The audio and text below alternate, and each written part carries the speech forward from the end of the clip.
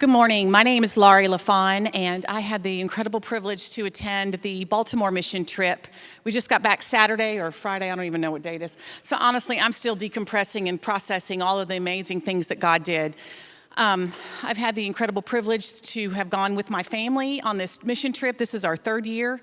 And God never ceases to amaze me with what he's doing, not only there, but what he does in our hearts afterward, which is, of course, not the reason we go, but just this amazing byproduct of what happens. So while we were there this year, we support 3 church plants there as part of the Send City campaign through the North American Mission Board. And one of the ones we worked with was Captivate in Baltimore.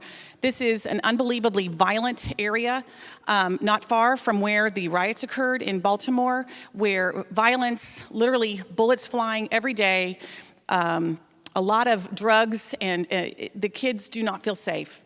And so honestly, we were able to provide just a sanctuary for these kids to come in and a summer camp for an entire week where they can go in and feel safe and feel loved on. And we're able to share with them, this is what God's love looks like. It doesn't look like what you're experiencing on the street. And we just loved on each and every one of those kids. You know, it's pretty amazing because God is moving in that city. He is absolutely moving. He is bringing hope to a hope, what would appear from the world's standpoint to be a hopeless situation.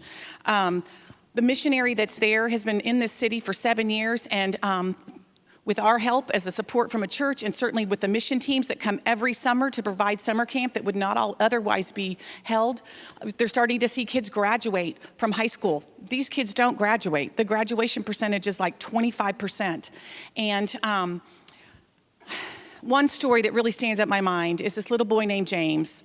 We've seen James the last couple of summers, so in a way we've kind of got to watch him grow up a little bit. And James is going into 6th grade, and James's story is that his father is in jail for murder.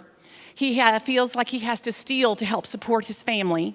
He's got a very tough exterior, and so he was kind of a discipline problem.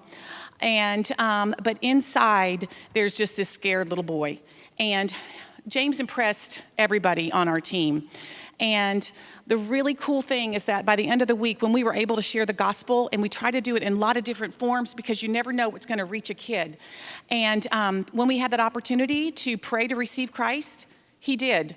And as far as my knowledge is aware, that was the first time. And we genuinely saw a light in James that wasn't there before. And he was happy and excited and smiling.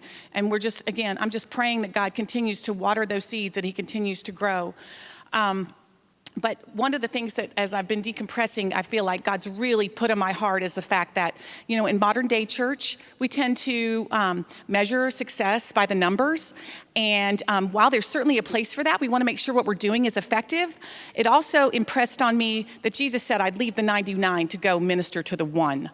And I feel like that's what we're doing. It's not huge numbers, but we're ministering one child at a time. And it's a marathon, not a sprint. And over time, those children are going to continue, if we stay consistent and diligent, to grow up to be changed and life changers in their community. So anyhow, it's an incredible thing that he's doing there.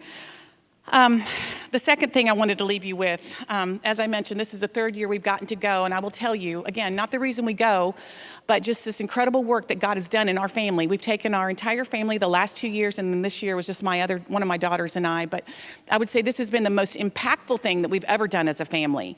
And so I would just challenge you, if this is something that you've even possibly remotely considered, answer the call, step forward and go, and he will provide.